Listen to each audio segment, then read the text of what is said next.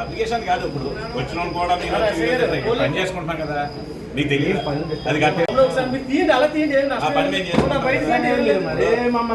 అది మూడోసారి నాలుగోసారి ఎవరో వస్తున్నారో వాళ్ళు కూడా మీరు వస్తున్నారు.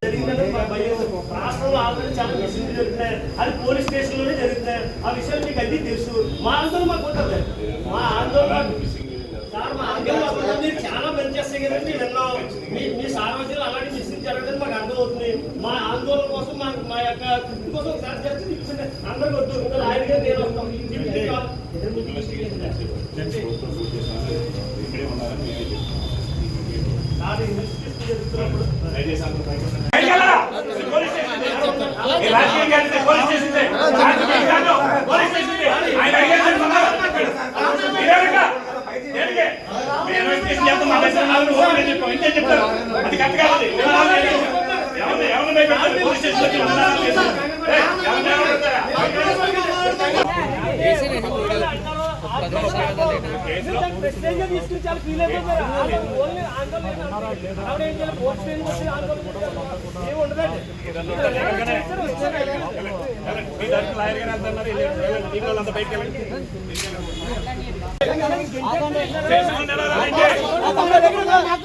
మాట్లాడుతున్నా కూడా వచ్చిన ఆయన నేను అడిగాను సార్ ఎక్కడికి వచ్చి ఎక్కడ లా ప్రకారమే జరుగుతుంది. కోర్టులో ప్రొడ్యూస్ చేస్తున్నాం.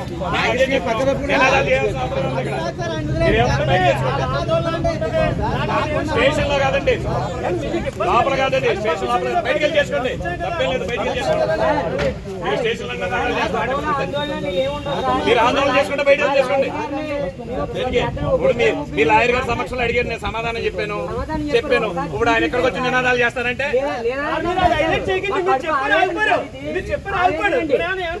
ఇప్పుడు మీరు అడిగిన విషయాలన్నీ చెప్తారు. అతను నినాదాలను హైలైట్ చేయకండి. మీరు చేశారు ఆగిపోయి వెళ్ళిపోయాడు. మీరు పదే వచ్చారు. అదుపులో ఉన్నారు, కోర్టులో ప్రొడ్యూస్ మీ అదుపులో లేడని మా అనుమానం. మీ అదుపులో లేడని మా అనుమానం. అలాగే మీ అదుపులో లేడని మాకు అనుమానం. ఆయన ప్రాణహాని ఉంది. మీరు అవన్నీ బయట మాట్లాడుకోవడం పోలీస్ స్టేషన్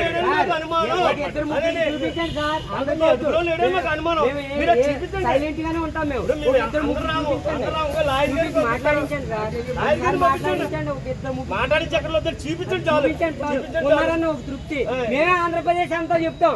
మా రావణ ఉన్నాడు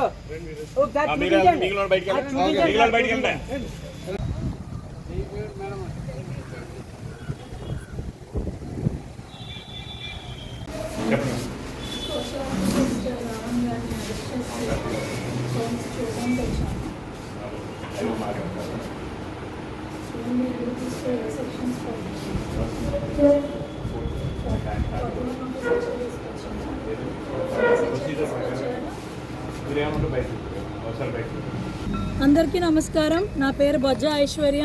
నేను ఇండిపెండెంట్ సోషల్ యాక్టివిస్ట్ని. ఈరోజు పిఠాపురం టౌన్ పోలీస్ స్టేషన్కి రావడం జరిగింది. రావణ్ ప్రశ్న ఒక ఇండిపెండెంట్, ఆయన సోషల్ యాక్టివిస్ట్, ఎన్నో ఉద్యమాలు చేసిన ఆయన అక్రమంగా హైదరాబాద్లో నిన్న రాత్రి 11:30కి అరెస్ట్ చేసి పిఠాపురం వితౌట్ నోటీసులు తీసుకురావడం జరిగింది. దాన్ని నేను ఖచ్చితంగా ఖండించి ఇక్కడికి రావడం జరుగుతోంది. శ్రావణ్ కుమార్ గారు కూడా ఒక 10-15 మినిట్స్లో ఇక్కడ చేరుకుంటున్నారు. కూటమి ప్రభుత్వం వచ్చాక సామాన్య ప్రజల మీద, గొంతున్న వాళ్ళ మీద ఎంత దౌర్జన్యంగా ప్రవర్తిస్తున్నారంటే, ఈ చేతగాని పవన్ కళ్యాణ్ ఒక దద్దమ్మ తన్ని ప్రశ్నిస్తుంటే సమాధానాలు లేక ఇలా సామాన్య ప్రజల మీద, గొంతున్న వాళ్ళ మీద చూపిస్తున్నారు. 2029 ఎలక్షన్లో కొనిదెల పవన్ కళ్యాణ్ ఖచ్చితంగా నిన్న అహంకారం గద్దె దింపకపోతే నా పేరు బొజ్జా ఐశ్వర్యాయే కాదు. నువ్వు కాకినాడ వస్తే హౌస్ అరెస్టులు చేస్తావు, నన్ను RRR గాడు వస్తే చేస్తావు. ఏం జరుగుతుంది రాష్ట్రంలో? నీ అబ్బసొబ్బేమన్నా అనుకున్నావే ఏంటి? ఇక్కడ ఎక్కడో హైదరాబాద్లో నుంచి వచ్చినోడు నువ్వే అక్కడ ఉంటే లోకల్ ఇక్కడ మేము నీకు స్క్రిప్టులు రాయాలేమో, మాకు స్క్రిప్ట్ అక్కర్లే. ఉద్యమాలు చేసి వచ్చిన వాళ్ళం. నేను కడుపులో ఉన్నప్పటి నుంచి మా అమ్మ నాన్న ఉద్యమాలు చేసిన వాళ్ళు. 10 తరాల ముందు నుంచి మేము ఇదే కుటుంబాల్లో ఉన్నాం. నువ్వెంత? ఆఫ్టర్ ఆల్ నువ్వెంత? ఏ సెక్షన్లు పెట్టారని ఇలా 41 నోటీసులు ఇవ్వకుండా తీసుకొచ్చి లోపడేశారు. కనీసం చూడడానికి కూడా సిఐ గారు, ఎస్ఐ గారు ఎవరు కూడా అలౌ చేయట్లేదు. కానిస్టేబుల్ వచ్చారన్న విషయం, అరెస్ట్ చేసిన విషయం కూడా మాకు రాత్రి తెలియనివ్వలేదు. అప్పటి వరకు లైవ్లో మేము అందరం కలిసే మాట్లాడుకుంటున్నాం. ఏంటి ఇలాగ అయిపోతుంది, సామాన్య ప్రజలకి ఏంటిది అన్నట్టుగానే మేము వ్యవహరిస్తూ ఇలాగా ఏం చేస్తే బాగుంటుంది అని ముందుకు అడుగులేస్తుంటే నీకు అంత కారిపోతుందా? అరెస్టులు చేస్తున్నావు. ఎన్ని నోటీసులు ఇచ్చావు? నాకు 11 కేసులు పెట్టావు. ఏం పీకుతావయ్యా నువ్వు? నాకు అర్థం కాదు. ఏంటి చట్టాలు ఏమన్నా నీ చుట్టమా ఏంటి? ఈరోజు మొదలుకొని ప్రతి సామాన్యుడికి మేము అండగా ఉంటామని చెప్తున్నాను. నువ్వు ఏం పీక్కున్నా నువ్వు మా ఎంట్రుక కూడా పీకలేవు. నీ దమ్ము ధైర్యం ఏంటో చూపించు. దమ్ము అంటే ఫిజికల్ ఇంటిమసీ అనుకుంటారేమో, చెత్తన కొడకల్లారా. ఫిజికల్ ఇంటిమసీ కాదు, నీ ధైర్యం, నీ దమ్ము చూపించండి. మేము కూడా రెడీగా ఉన్నాం. నీకు అధికారం ఉందని ఇప్పుడు రెచ్చిపోతున్నావేమో. ఎంత ఇంకొక 2 సంవత్సరాలు తిప్పి కొడితే ఈడ్చిదానికే మళ్ళీ హైదరాబాద్లో పడతావు నువ్వు. నీకు ముందుంది ముసలి పండుగ. జాగ్రత్తగా వాళ్ళు దగ్గర పెట్టుకుని మసలు. నమస్తే. రావణ్ గారిని కలవడానికి అలౌ చేయట్లేదు. ఎవరో సిఐఎస్ఐ అని అన్నారు. ఉన్నారో లేదో కూడా మాకు తెలియదు. ఏమంటున్నారు మేడం? ఏమంటున్నారు మీరు ఇల్లు అడిగితే? ఏంటండి ఏమంటున్నారు మీరు ఇల్లు అడిగితే? చట్ట ప్రకారంగా అన్నీ చేసామంటున్నారు. అన్ని పిట్టి సెక్షన్లు పెట్టారు. అన్నీ నాన్ బెయిలబుల్ పెట్టినట్టు ఒక 2-3 నాన్ బెయిలబుల్, మిగిలినవన్నీ బెయిలబుల్ పెట్టారు. 111 సెక్షన్లో మాత్రం రిమాండ్కి వచ్చే ఛాన్సెస్ ఉన్నాయి. మేమందరూ ఇంకా బతికే ఉన్నాం కదండి. సోషల్ యాక్టివిటీస్ చేస్తాం. మేము ఎందుకు ఉంటాం?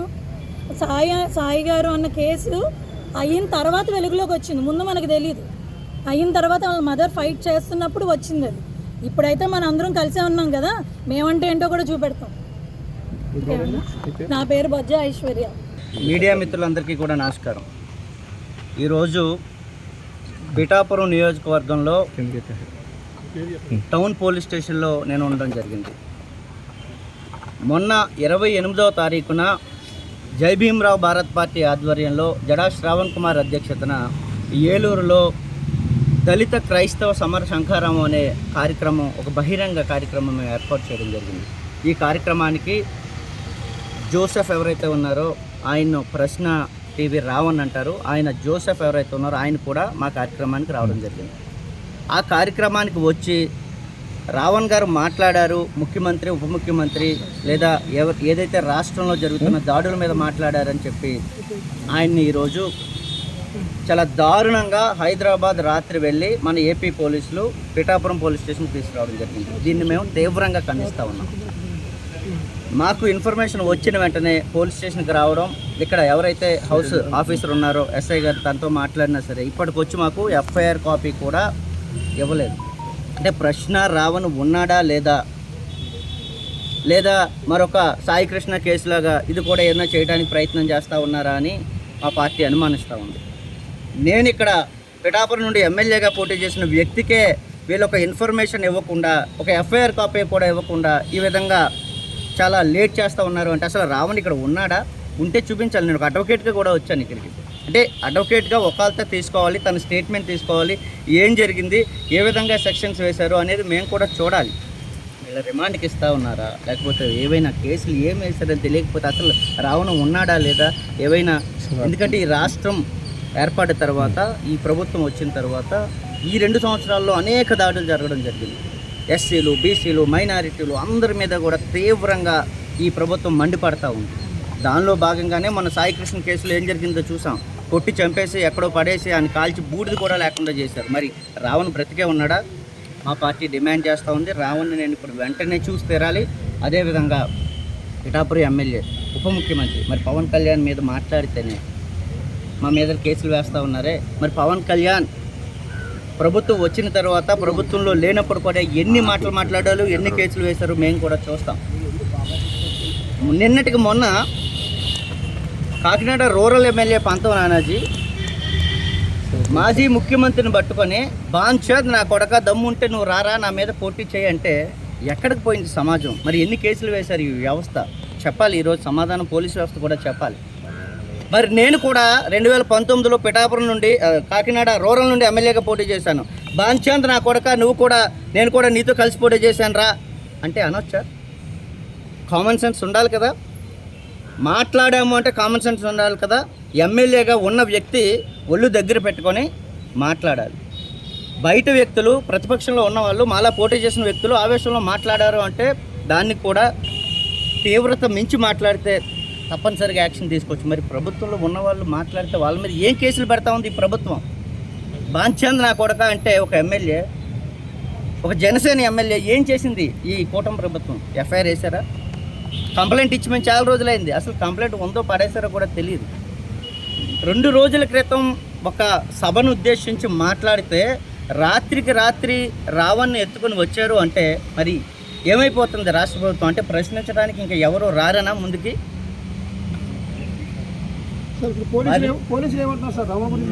రావణ్ కోసం నేను అడిగాను, సీఏ గారికి 4-5 సార్లు ఫోన్ చేశాను, లిఫ్ట్ చేయలేదు. పోలీస్ స్టేషన్కి వచ్చాను, రావణ్ని చూపించండి, రావణ్తో మాట్లాడాలి. మేము సభ ఏర్పాటు చేస్తే రావణ్ ఇక్కడికి రావడం జరిగింది. సో రావణ్ అక్కడ మాట్లాడాడు. ఆ బాధ్యత మా మీద కూడా ఉంది కాబట్టి నేను రావణ్ కలవడానికి వచ్చాను. ఇప్పుడు వచ్చి రావణ్ ఉన్నాడా లేడా, చంపేశాడా, లేకపోతే ఇక్కడే ఉన్నారా, మాట్లాడించకపోతే ఎట్లా? నేను ఒక అడ్వకేట్గా కూడా వచ్చాను ఇక్కడికి. అడ్వకేట్గా ఒకళ్ళతో తీసుకోవాల్సిన రైట్ నాకు ఉంది. హైదరాబాద్ వెళ్ళి మన పోలీసులు అరెస్ట్ చేశారని ఇన్ఫర్మేషన్ ఉంది. అది నిజమా కాదని పోలీసు వాళ్ళే చెప్పాలి. కుటుంబీకులు కూడా ఎలాంటి సమాచారం, కుటుంబీకులు వాళ్ళ వైఫ్ కూడా అసలు ఎవరికి ఇన్ఫర్మేషన్ లేకుండా రాత్రికి రాత్రి తీసుకుని వెళ్ళిపోయారు. అసలు పిఠాపురం తీసుకెళ్లారా, కాకినాడ తీసుకొచ్చారా, రాజమండ్రి తీసుకెళ్లారు, అసలు వీళ్ళు పోలీసులా, ఏపీ పోలీసులా కాదా అనే రకరకాల భయాందోళనలో ఉంది. ఎందుకంటే ఒకప్పుడు వ్యవస్థ మీద నమ్మకం ఉండేది.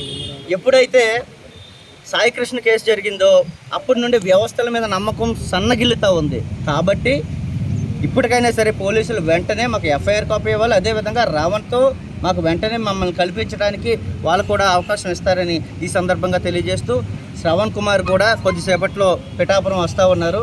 శ్రవణ్ కుమార్ గారు కూడా మీ అందరితో కూడా మాట్లాడతారు. రాష్ట్రంలో జరుగుతున్న అన్యాయాల మీద, దాడుల మీద నిరంతరం మా గళం ఎప్పుడు కూడా వినిపిస్తూనే ఉంటాం.